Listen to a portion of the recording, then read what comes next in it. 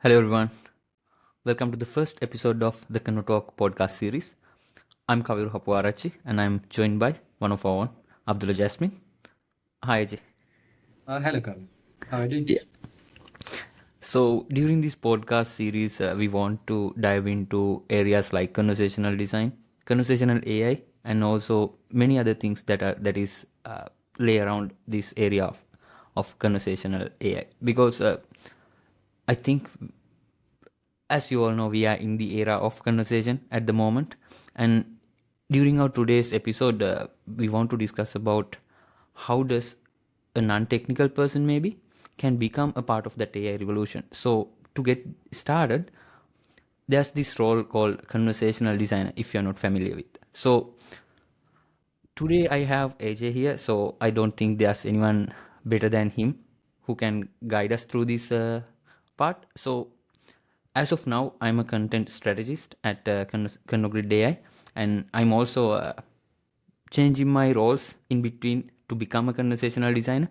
I think this is kind of a guide for me, and we thought it might be a good idea to get you involved and make you a part of this era as well. So, first of all, I have to ask the question: uh, how did you get into conversational design?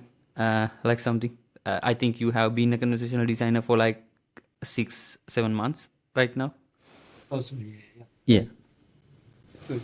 Okay, so talking about conversation design. So I actually joined ConvoGrid as a business analyst, but then they realized that I have good prompting skills and I have the ability to create better experiences because I'm more towards the user experience side. So coupled with that knowledge, it actually makes sense to work on something like conversation design because conversation design is of course an upcoming field.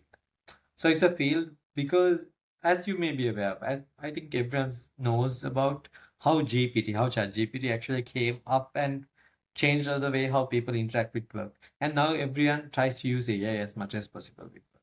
So all of these changes happened within the last couple of 3 years, even though AI has been in the market for a very long time. The commercial or the consumer level or usage of this came towards the latter stages. So in such a journey or such a revolution, you could say, what happens is that the early adapters are the ones who actually seek the most benefit out of it. So yes, of course, there are very much new platforms like Claude. There's even DeepSeek, and there are so many new models which are coming every day. So, but when we talk about the whole revolution as a whole, one thing that sticks out is conversation designing because at the end of the day, the what we interact with is an AI agent. So this AI agent has to be able to give us that sense of human appeal or human touch so that we feel that we are very connected with what we're interacting with. So this is where conversation design actually comes in. So it actually gives a way for us to give the bot a sort of a human touch while also making this bot more personal and helping it have its own persona. So personas, I think a lot of you may be aware from user experience side. So where we focus on the users, that is the people who are interacting with their persona. But on the other end of spectrum, because we're actually interacting with an AI agent, so this AI agent also can have its own persona. So it could be someone very helpful. It could be someone very smart. It could be someone very straight to the point. So all of this depends on the use case or the niche that we are actually building a conversational agent for. So this sort of a field is something which is very interesting. So coming back to how I joined this. So because in the end of the day, we are actually creating something new. We are actually coming up with something that does not exist before. So, which is how I actually entered conversation design, and which is why I continue to be in. Yeah, I have to ask this question as well. So, what is a day in the life of a conversational designer like? Okay. How do you approach day-to-day things related to the field? Yes. So that's a good question. So when we talk about that exactly, it all depends on the needs. So yes, because ConvoGrid as a whole actually focuses more towards content creators.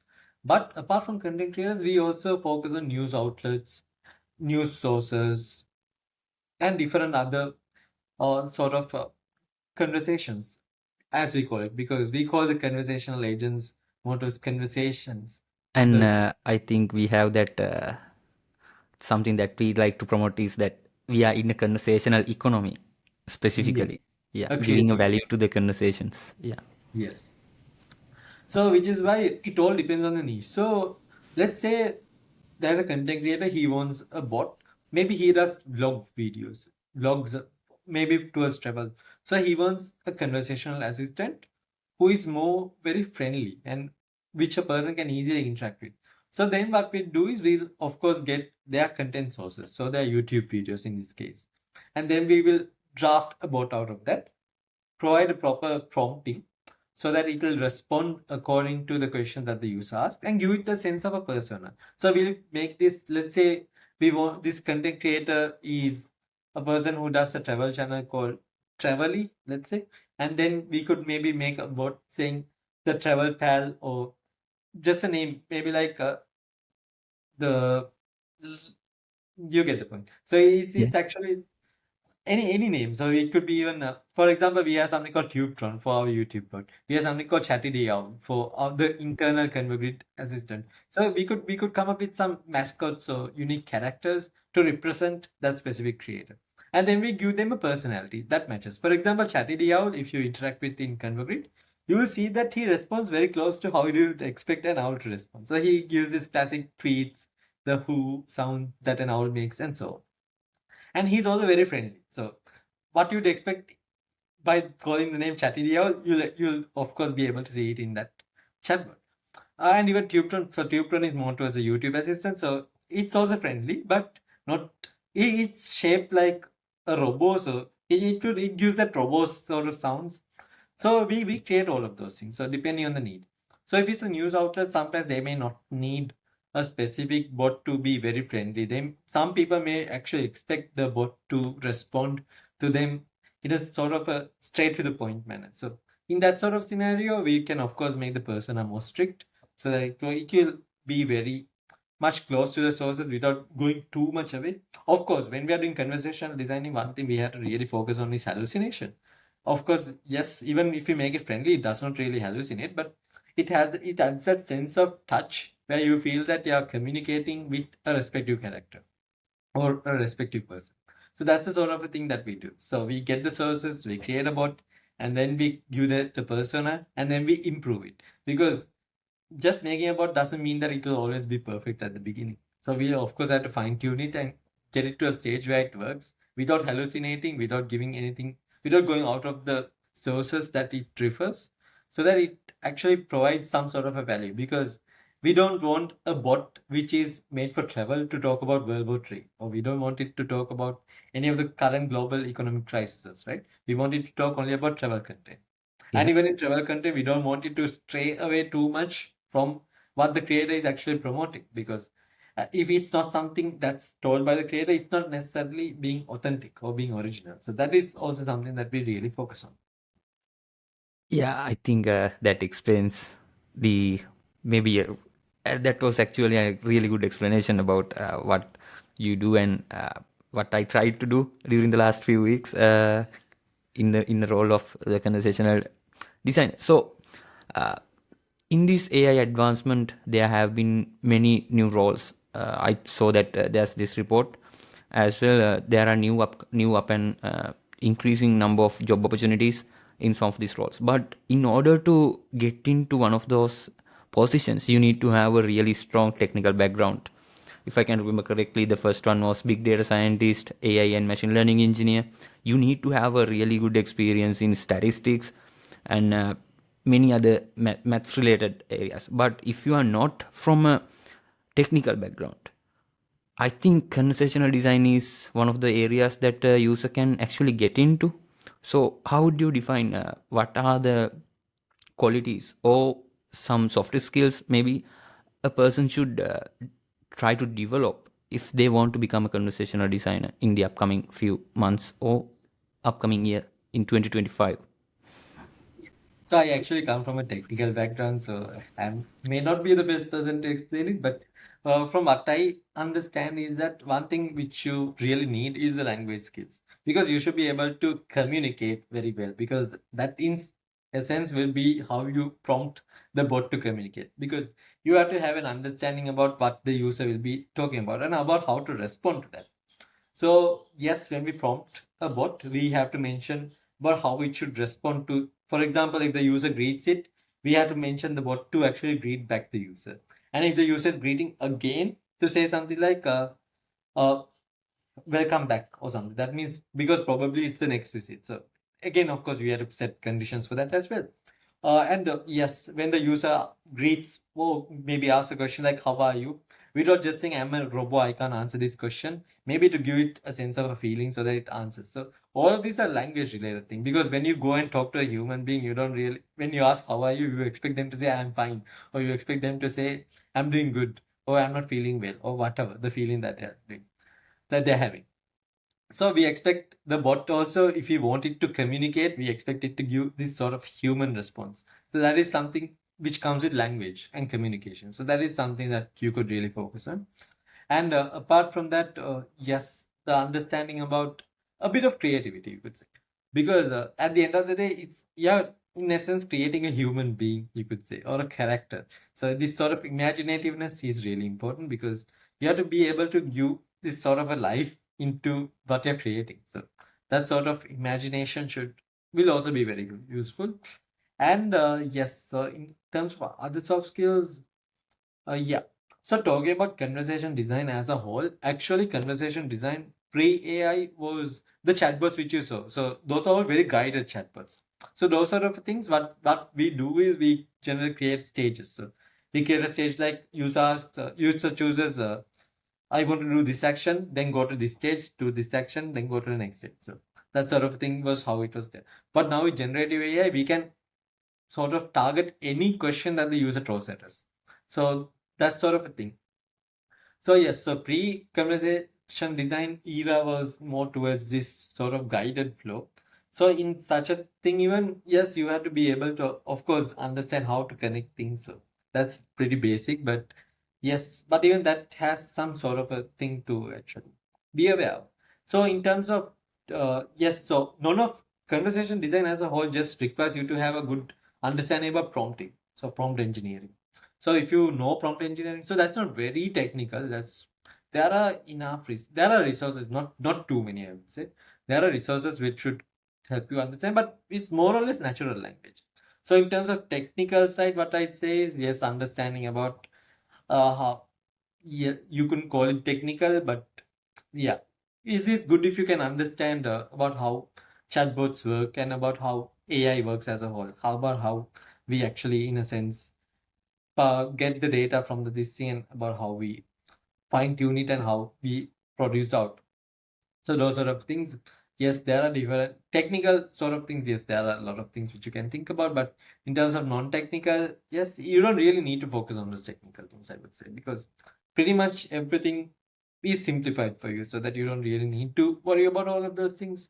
So what you should really worry about is prompting, because even when you're using a GPT or using maybe Claude or DeepSeek or Gemini or whatever, when you're actually interacting with it, there are ways to actually get a better output. So one thing I could say is when you're getting this motor is prompt engineering. So when you're trying to get a good output, you have to of course give enough context. So if you give enough context, only the bot will be able to respond appropriately. Otherwise, it's going to start hallucinating. Yes, and also giving enough context and trying to reiteratively get the bot to learn what you're trying to get it. So maybe not just structure in the first prompt itself, expect the answer. Maybe structure it down to multiple prompts, and because it has its memory, so it'll of course reiterate. So that sort of a thing. Yes, if you understand about how it works, then that would be very useful to do better conversation design.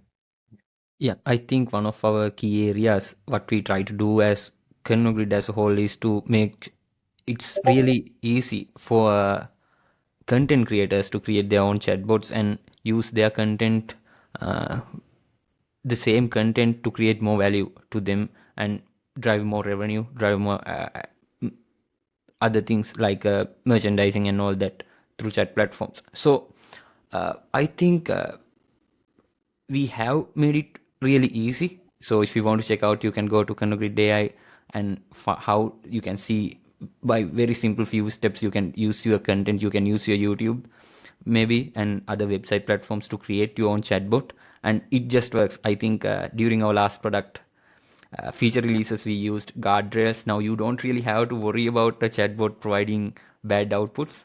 We have put guardrails around it. It used to be a long, it used to be a few steps. You have to do the prompt engineering from the beginning. Now with guardrails we have emitted a lot of those things. I think it doesn't really as a part of the internal teams, it doesn't really, we still test things out at ConvoGrid. But for an end user, I think we have made the journey much more simpler during the last couple of months. So one of the things I want to talk about is that a lot of content creators don't really understand the value of this conversation. I think moving forward, everything will become more towards conversations. Maybe go to AR, VR, that kind of platforms. How do you think that the conversational designer role maybe it might be changing to something else? So now it's conversational designer. In the future, you might have to design the virtual environments also. So how do you see that this role is going to evolve with the time? Because we were able to predict how 2025 was going to look like, but now we can't really predict how 2020, not 2030. How about 2030? We can't really predict that at the moment with this new technology evolving around us. So how do you see that the conversational designer roles growth in that the next few years? Yeah. So one thing that I'd like to bring into this is I think most of the games that you see, maybe in the last 10 to 15 years, actually started using motion capture. So motion capture, so they use voice actors into this. So that sort of a thing I think would be something that could emerge into something like, because I don't think conversation design will be restricted to just text. It will be more voice based.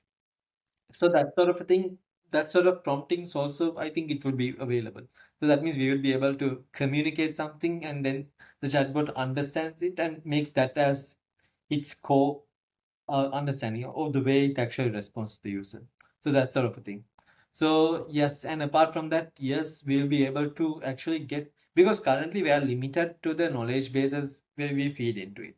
So that means yes, it is on intention that we are actually limiting it, but down the line, we may be able to do things like real time. Like that means getting the context as of the moment. Maybe, maybe just scraping through a whole video and getting it instantly. That means we don't really needing to feed it manually, or we don't needing to scrape the content manually. We'll be able to in real time target the specific data, because the of course with the new revolutions everything improves. So even conversation, every role, even the role of a, you could say even the role of a VA or any specific role in a company actually improved and became more efficient with the rise of AI. So we don't really need to do most of the manual work anymore. So as a result of that, I think even the conversation design, because they involve with AI very closely, it will of course revolutionize a lot. So yes, we could down the line see more towards, yes, maybe even character animation related things maybe coming down the line, because and also voice related things, and yeah, but yeah, there's a huge spectrum of possibilities. I think with that we have come to the end of the today's discussion. I think we covered most of the things a beginner should understand about this conversational designer role and the revolution and advancements in this AI fields related to specifically conversational AI. I think we can wrap up the session now. And again, thank you very much for joining for today's sessions. Yeah, we'll bring back you another session about the next steps. Maybe we can show a demo in our next steps how easy it is to become a conversational designer using our platform, even as a normal user or a conversational designer or content creator. I think yeah, I want to thank you all for joining with us today. So yeah, Thank you. yeah, Uh, have a nice day. Yeah.